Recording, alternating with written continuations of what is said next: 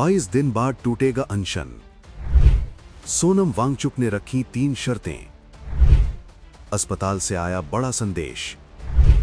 अब सरकार या संसद, किसकी होगी पहल?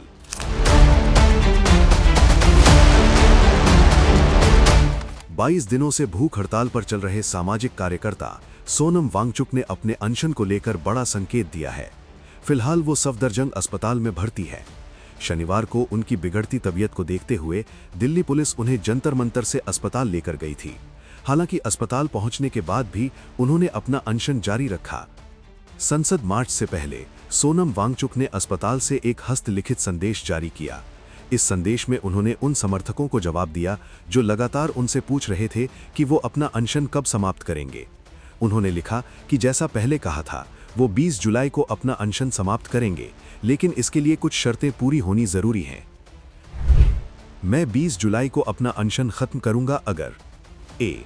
सरकार शिक्षा व्यवस्था में हाल की नाकामियों, पेपर लीक वगैरह की जिम्मेदारी ले, या मैं और सीजेपी की लीडरशिप संसद तक पहुंचें और वहां अलग अलग पार्टियों के सांसद और नेता हमें भरोसा दिलाएं कि वे अब संसद में ये मुद्दा उठाएंगे, या अगर मेरी सेहत या दूसरी वजहों से ऐसा करना मुमकिन ना हो तो अलग अलग पार्टियों के सांसद और नेता इस अस्पताल में आकर ऊपर बताया गया भरोसा दिलाएं।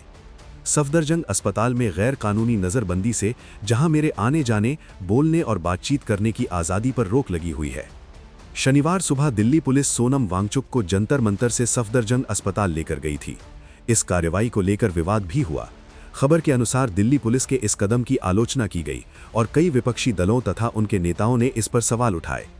अब सभी की निगाह इस बात पर है कि क्या सोनम वांगचुक की शर्तों पर कोई पहल होती है और क्या उनके 22 दिन लंबे अनशन का आज अंत होगा। संसद मार्च और उनके संदेश के बाद पूरे घटनाक्रम पर राजनीतिक और सामाजिक हलकों की नज़र बनी हुई है। सोनम वांगचुक ने अपने अनशन को समाप्त करने के लिए 3 स्पष्ट शर्तें रख दी हैं। अब देखना होगा कि इन शर्तों पर क्या प्रतिक्रिया आती है और 22 दिन से जारी ये अनशन किस मोड़ पर पहुंचता है। फिलहाल के लिए बस इतना ही। बाकी अपडेट के लिए बने रहिए वन इंडिया हिंदी के साथ।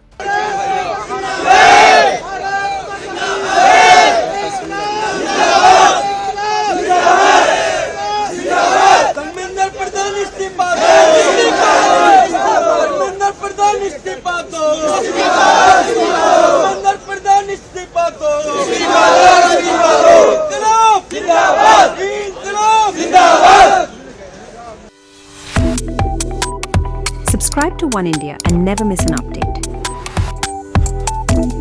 Download the One India app now.